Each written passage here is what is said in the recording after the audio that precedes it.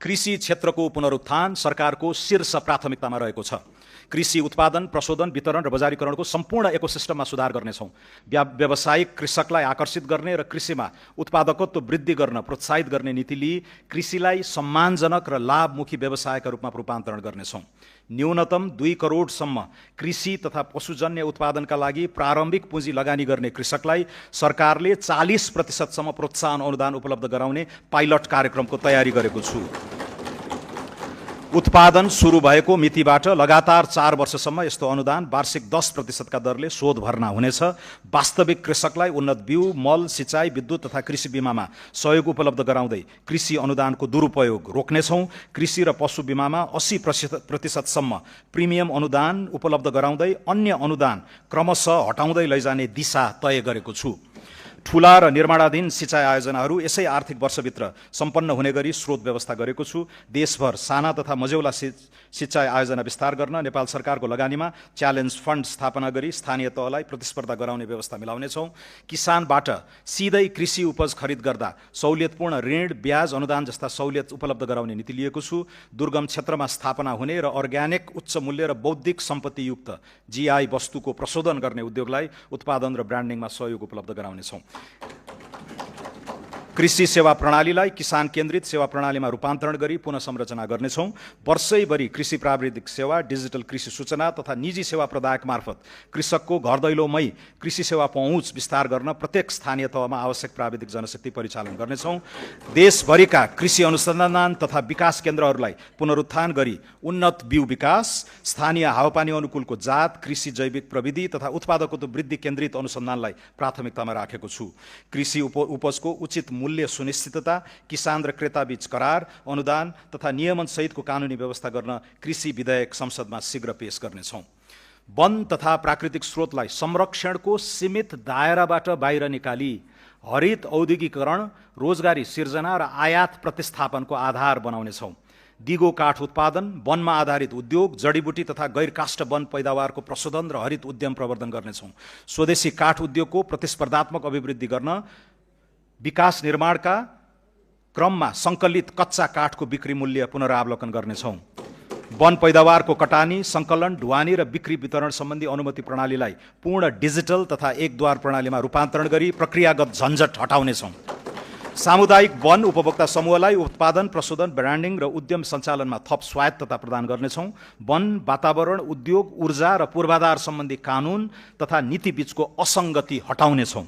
वन क्षेत्रको carbon stock, ecosystem सेवा तथा प्राकृतिक पुँजीको आर्थिक मूल्याङ्कन गरी बजेट तथा योजना प्रणालीमा समावेश गर्नेछौँ। लगानी एक्सप्रेसको अवधारणा कार्यान्वयन गर्न आगामी 3 महिनाभित्र स्वचालित रूट प्रणाली लागू गर्नेछौँ। कम्पनी र उद्योग दर्ता, वित्तीय सेवा, कर प्रणालीमा सहभागिता, भिसा आवेदनसम्मका सबै सेवा आबद्ध गरी सूचना प्राप्ति, अनुपालना प्रतिवेदन र जोखिममा आधारित परीक्षण हुने व्यवस्था गर्नेछौँ। लगानी बोर्डबाट स्वीकृत भएका परियोजनामा पुनः अन्य निकायबाट स्वीकृति लिनु नपर्ने कानुनी व्यवस्था गर्नेछौँ। स्वीकृत परियोजनाको लगानी सम्बद्ध अध्ययन अनुसन्धानका लागि लगानी भिसा उपलब्ध गराउनेछौँ। सेयर हस्तान्तरण, कर चुक्ता, सम्पत्ति मूल्याङ्कन, ऋण भुक्तानी, लाभांश वितरण र लिक्विडेसन प्रक्रियालाई सरल बनाई लगानी र मुनाफा फिर्ता सहज बनाउनेछौँ। उद्योग र औद्योगिक नवप्रवर्तनमा सरकार दत्तचित्त रहनेछ। गुणस्तरीय औद्योगिक पूर्वाधार विस्तार गर्ने नीति अनुरूप मोतीपुर र मयूरधाप जस्ता औद्योगिक क्षेत्र निजी क्षेत्रले निर्माण र सञ्चालन गर्नेछन्। 5 खाल विशेष आर्थिक क्षेत्रमा महिला उद्यमीलाई प्राथमिकता दिनेछौँ।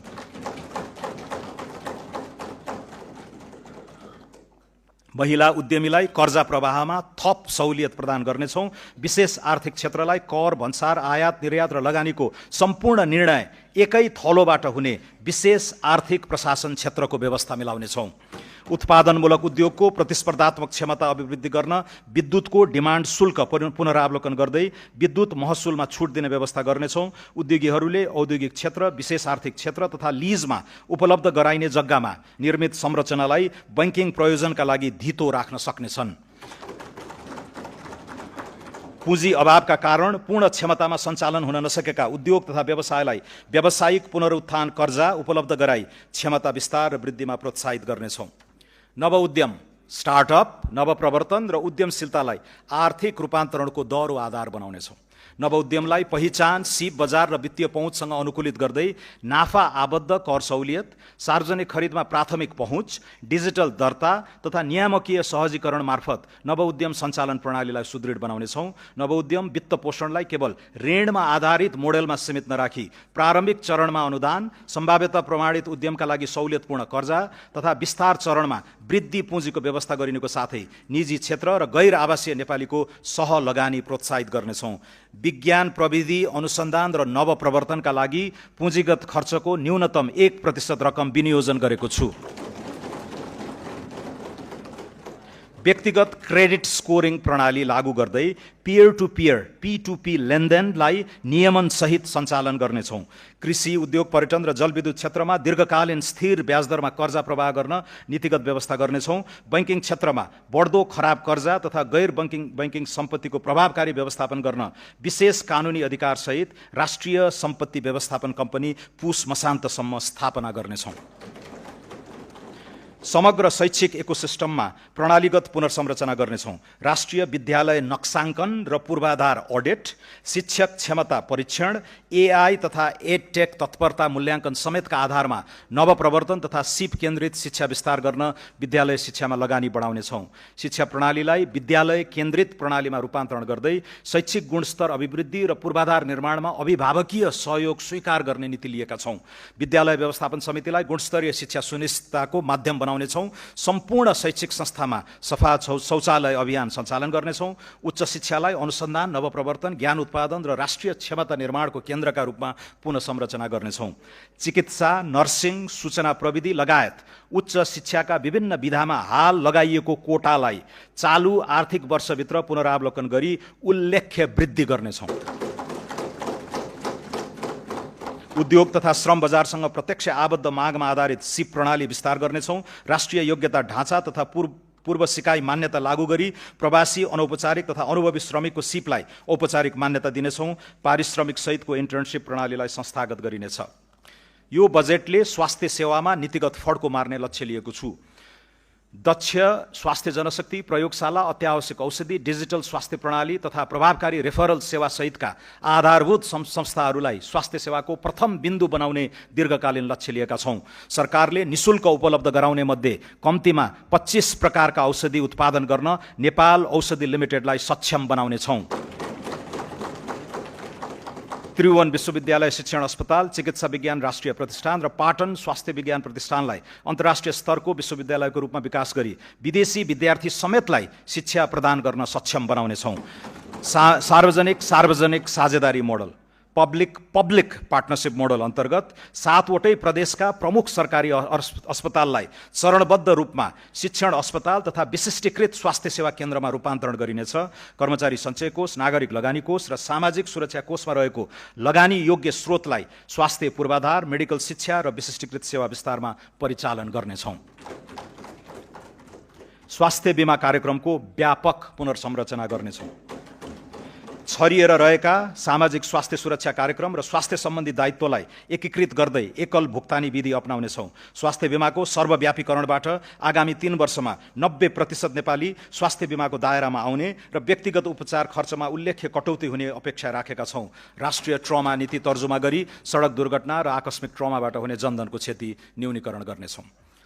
आगामी 5 वर्षभित्र स्मार्ट वितरण प्रणालीबाट 24 घण्टा स्वच्छ पिउने पानी सुनिश्चित गर्नेछौँ। आगामी 3 वर्षभित्र 65% र 5 वर्षभित्र 100% नागरिकलाई सुरक्षित र स्वच्छ खानेपानी सेवा उपलब्ध गराउनेछौँ। खानेपानी आपूर्तिको गुणस्तर, शुल्क संरचना तथा सेवा दायित्व सुनिश्चित गर्न नियमन प्रणाली सुदृढ पार्नेछौँ। काठमाडौँ उपत्यकामा दिगो खानेपानी सेवा सुनिश्चितताको लागि विद्यमान महसुल संरचनाको पुनरावलोकन गर्नेछौँ। काठमाडौँ उपत्यका खानेपानी व्यवस्थापन बोर्ड, काठमाडौँ उपत्यका खानेपानी लिमिटेड, आयोजना कार्यान्वयन निर्देशनालय र खानेपानी तथा सरसफाई सेवा महसुल निर्धारण आयोगलाई गाभी एउटै संरचना बनाउनेछौँ। सामाजिक सुरक्षा प्रणालीलाई थप न्यायोचित र लक्षित बनाउनेछौँ। आर्थिक रूपमा सक्षम नागरिकलाई सामाजिक सुरक्षा भत्ता स्वैच्छिक रूपमा त्याग्न सक्नेले छोडौँ, नसक्नेलाई जोडौँ भन्ने राष्ट्रिय अभियान सञ्चालन गर्नेछौँ।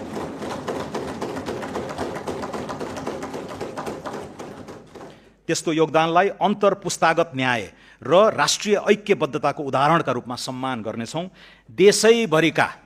देशैभरिका दलित बालबालिकालाई उपलब्ध गराइएको बाल पोषण भत्तालाई दोब्बर गरी मासिक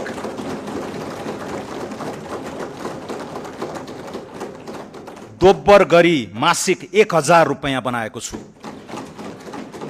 उच्च गरिबी भएका र मानव विकास सूचकाङ्कमा पछाडि परेका मुख्यतः मधेस, कर्णाली र सुदूरपश्चिम प्रदेशका 25 जिल्लाका बालबालिकाले पाउने पोषण भत्तालाई निरन्तरता दिएको छु। श्रमिक र रोजगारदाता अनिवार्य रूपमा श्रम रजिस्ट्रीमा आबद्ध हुनुपर्ने व्यवस्था गर्नेछौँ। यसबाट सुरक्षा गार्ड र घरायसी कामदारका अतिरिक्त निर्माण, कृषि, आतिथ्य, ढुवानी तथा औद्योगिक श्रमिक आपूर्ति गर्न इजाजत प्राप्त संस्थाले प्रदान गर्ने बिमा, आवास र डिजिटल गुनासो व्यवस्थापन जस्ता सेवाको मापदण्ड निर्धारण हुनेछ। श्रम क्षेत्रमा लिखित सम्झौता, न्यूनतम ज्याला, बिमा, कार्यस्थल सुरक्षा मापदण्ड तथा बैंक मार्फत पारिश्रमिक भुक्तानी अनिवार्य गर्नेछौँ। कार्यस्थल दुर्घटनामा अनिवार्य क्षतिपूर्ति र बिमा दाबी प्रणाली थप प्रभावकारी बनाउनेछौँ। पुस मसान्तभित्र श्रम न्यायाधिकरण मार्फत श्रम विवादको शीघ्र समाधान गर्ने र सम्झौता उल्लङ्घन, ज्याला ठगी तथा श्रम शोषणलाई आर्थिक अपराध सरह कानुनी दायरामा ल्याउने प्रणाली विकास हुनेछ। अनौपचारिक र असङ्गठित क्षेत्रमा कार्यरत श्रमिकलाई सामाजिक सुरक्षा प्रणालीमा आबद्ध गर्न विशेष अभियान सञ्चालन गर्नेछौँ।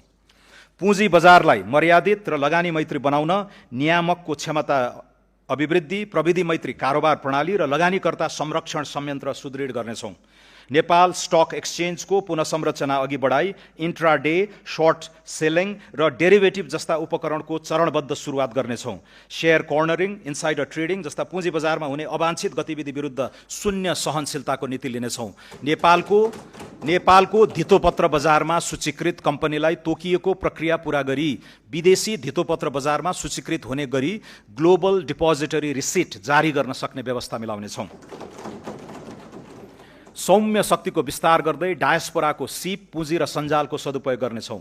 प्रवासमा रहेका नेपाली नागरिकलाई लोकतान्त्रिक प्रक्रियामा आबद्ध गराई उनीहरूको मताधिकार सुनिश्चित गर्न कानुनी, प्राविधिक तथा प्रशासनिक पूर्वाधार तयारी गर्नेछौँ। भिसा प्रणालीमा व्यापक सुधार गरी लगानी मैत्री अध्यागमन व्यवस्थापन गर्न नयाँ विधेयक संसदमा पेश गर्नेछौँ। अति कम विकसित मुलुकको राष्ट्रसङ्घीय दर्जाबाट निस्कन हाल न्यूनतम योग्यता पुगेको भए पनि अर्को 2 वर्ष घनीभूत आर्थिक, सामाजिक, राष्ट्रिय पुनर्जागरणको आडमा नेपालको स्तरोन्नति गराउने निर्णय गरेका छौँ।